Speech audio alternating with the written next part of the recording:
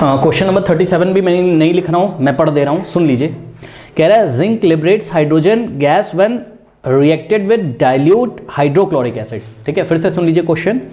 37th question है ये, बोल रहा है 37th क्वेश्चन है, इसका मैं आंसर करूंगा अभी आपको।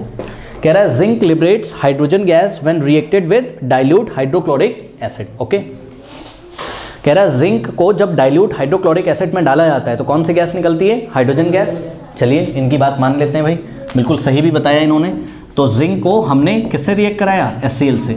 ठीक है, तो क्या बनेगा बताइए? हाइड्रोजन गैस निकलती है एक तो बता रहे हैं, और साथ में क्या बनेगा? ZnCl2, zinc chloride. ओके, ये किसका एग्जाम्पल है? ये डिस्प्लेसमेंट का एग्जाम्पल है। जिंक ने किसको डिस्प्लेस कर दिया? हाइड्रोजन को।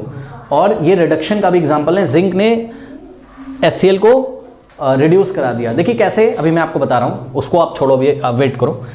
जिंक HCl में से हाइड्रोजन को डिस्प्लेस कर देता है, लेकिन आगे क्वेश्चन सुनिए।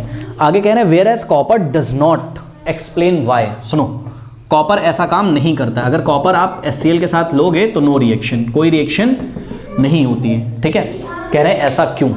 तो बच्चों, आपने मेटल नॉन मेटल वाले चैप्टर में क्या पढ़ा था? मेटल एक्टिविटी सीरीज पढ़ी थी। ठीक है ना।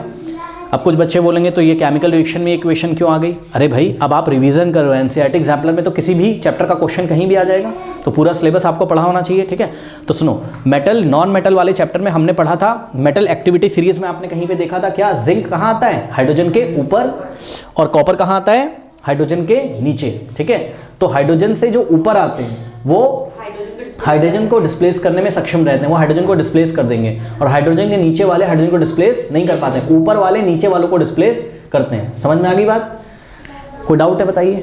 तो इसलिए जिंक ने HCl में से हाइड्रोजन को डिस्प्लेस कर दिया। ठीक है, अगर आपको इसको बैलेंस करना है तो आप बैलेंस भी कर सकते हो, यहाँ 2 लगा दोगे आप। ठीक है, और कॉपर क्योंकि मेटल एक्टिविटी सीरीज में हाइड्रोजन के नीचे आता है, इसलिए वो HCl में से हाइड्रोजन को डिस्प्लेस नहीं करता। अभी मैं इसको और आपको समझाऊंगा, लेकिन इससे पहले आप थोड़ा सा इसमें थ्योरी लिख लीजिए। लिखिए, zinc is above hydrogen, zinc is above hydrogen whereas copper is below hydrogen, zinc is above hydrogen whereas copper is below hydrogen in the activity series of metals, in the activity series of metals.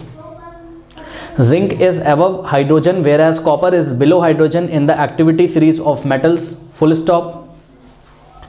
That is why zinc displaces hydrogen. That is why zinc displaces hydrogen from dilute hydrochloric acid. That is why zinc displaces hydrogen from dilute hydrochloric acid, comma, while copper does not. While copper does not. While copper does not. अच्छा, अब आइए बच्चों, मैं आपको एक चीज़ और बताता हूँ। क्वेश्चन आंसर सब कुछ खत्म हो गया, आपको मार्क्स भी मिल गए। ठीक है, लेकिन आप जब हायर क्लासेस में जाओगे, मैंने आपको कई बार क्लासेस में बताया, इलेक्ट्रॉन का निकलना क्या होता है? ऑक्सीडेशन, और इलेक्ट्रॉन का गेन करना क्या होता है? रिडक्शन। ठीक है, तो ध्यान से चेक करिए, ये जो रिएक्शन है आपकी, ठीक है, ये रिएक्शन का मैकेनिज्म समझिए जरा बात को। देखिए होगा क्या कि आपको पता है कि HCl से आपको क्या मिलेगा बताइए? H प्लस और Cl माइनस। ठीक है ना, मतलब जब ये बॉन्ड टूटेगा H और Cl के बीच का, तो एक बॉन्ड पे कितने इलेक्ट्रॉन होते हैं? 2। ठीक है, तो दोनों ही एक बॉन्ड पे 2 इलेक्ट्रॉन होते हैं, पता है आपको ना। देखिए हाइड्रोजन के आउटर मोस्ट में 1 होता है, और क्लोरीन के भी आउटर मोस्ट में कितने होते थे? 7। 1 2 3 4 5 6 7। तो एक क्लोरीन ने हाइड्रोजन का शेयर किया था और हाइड्रोजन ने क्लोरीन का शेयर किया था। तो ये जो शेयर्ड इलेक्ट्रॉन थे दोनों, जिसमें से एक किसका था? क्लोरीन का, और एक हाइड्रोजन का। तो जब ये वाला बॉन्ड टूटेगा H और Cl के बीच में, तो ये वाला इलेक्ट्रॉन कौन लेके चला आता है? Cl। इसलिए Cl पे क्या आता है? माइनस, और जिसके पास से इलेक्ट्रॉन चला गया उसके पास क्या आ जाता है? प्लस।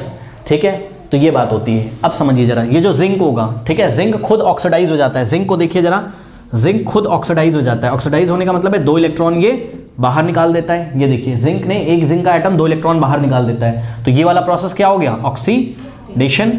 और ध्यान से चेक करिए, जब ऐसा होता है तो ये जो H प्लस बैठे रहते हैं, ठीक है, H प्लस आयन जो बैठा रहता है, वो इलेक्ट्रॉन को ले लेता है। किसके द्वारा निकाले गए इलेक्ट्रॉन को ले लेता है? जिंक के द्वारा निकाले गए इलेक्ट्रॉन को ले लेता है। अब ध्यान से चेक करिए, एक जिंक कितने इलेक्ट्रॉन निकालता है? 2। लेकिन एक H प्लस आयन, एक हाइड्रोजन आयन कितने इलेक्ट्रॉन ले सकता है? केवल 1। तो 2 इलेक्ट्रॉन्स को लेने के लिए कितने H प्लस की जरूरत पड़ेगी? 2 H प्लस की। अब सुनिए, 2 H प्लस और 2 माइनस, इलेक्ट्रॉन की वजह से 2 माइनस, इसकी वजह से 2+, 2 - 2+ कैंसिल हो जाएगा, तो जो भी बनेगा वो न्यूट्रल होगा, और क्या बनेगा, हाइड्रोजन के 2 एटम बनेंगे, और दोनों एटम मिलकर हाइड्रोजन का मॉलिक्यूल बना देंगे। तो ये देखिए हाइड्रोजन गैस बन गई। अब यहाँ हुआ क्या है, खास बात समझिए, यहाँ हुआ ये है कि जिंक ने हाइड्रोजन को रिड्यूस करा दिया। ध्यान से चेक करो, ये रिडक्शन। दूसरा वाला प्रोसेस क्या है, रिडक्शन है। रिडक्शन मतलब जहाँ इलेक्ट्रॉन गेन किए जाते हैं उसको हम क्या बोलते हैं, रिडक्शन।